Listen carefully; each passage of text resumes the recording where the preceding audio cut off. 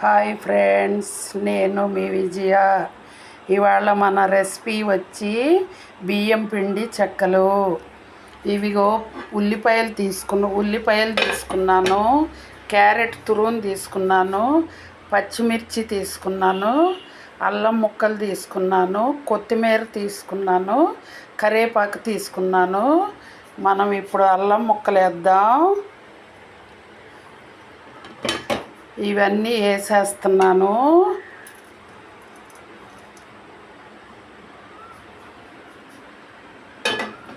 అవన్నీ వేసేసాను. జీలకర్ర వేయాలి. జీలకర్ర అసలు భలే టేస్ట్ అండి, దీనికి మంచి టేస్ట్ వస్తుంది జీలకర్ర వేస్తే. జీలకర్ర వేసాను.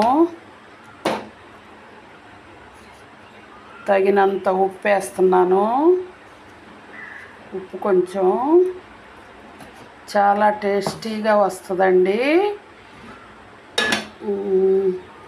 ఇదంతా మిక్స్ చేసుకొని, మా అత్తగారు అయితే ఎన్నపూస కూడా వేసేది, నేను వేయట్లేదు.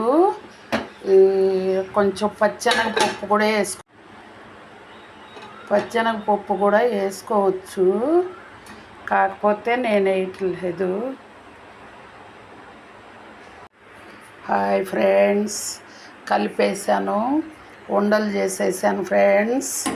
ఇగో ఉండని ఇలా అనుకుందాము. ఇగో ఉండ వచ్చేస్తున్నాను, నూనె కాగిపోతుంది. ఉండ చూడండి ఎలా చేస్తున్నానో. మనం చేత్తో కూడా చేసుకోవచ్చు, నేను మీకు చూపిద్దామని ఇలా చేస్తున్నాను. ఇదిగో నూనె పెట్టేశాను, నూనె కాగుతుంది. ఇలా పచ్చినైతే ఒత్తేసాను, వేస్తున్నాను చూడండి. అదిగో వేసేసాను. మళ్ళీ ఈ లోపు ఇంకోటి నొక్కేసుకుందాం.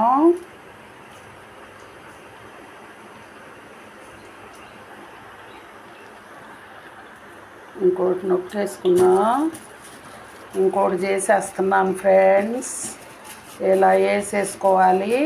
వీటినే మెత్తడి చెక్కలు అంటారు, తెపాల చెక్కలు అంటారు.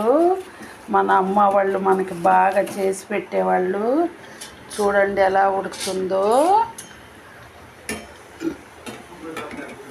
తిప్పుతున్నాను. ఓకే, కాలిపోతుంది. ఉల్లిపాయ నల్లగా వచ్చేదాకా ఉంచుకోవాలి మనం. ఉల్లిపాయ ఎర్రగా వచ్చేసిందనుకో తీసేసుకోవచ్చు. మనం ఉండలు ముందే చేసి పెట్టుకున్నాం అనుకో, మనకి నొక్కోటానికి ఈజీగా ఉంటుంది. అప్పుడు పేపర్ పెట్టి నొక్కోవచ్చు, చేత్తో చేసుకోవచ్చు. నేను మీకు చూపించాలని పేపర్ పెట్టి నొక్కేసాను, చేతులు పెట్టి కూడా నొక్కేసుకోవచ్చు. ఓకే ఫ్రెండ్స్, ఇదిగో కాలిపోతున్నది, చక్కగా ఎర్రగా వచ్చేస్తున్నాయి. మనం కొంచెం గట్టిగా కాల్చుకున్నాం అనుకోండి, నలగదు.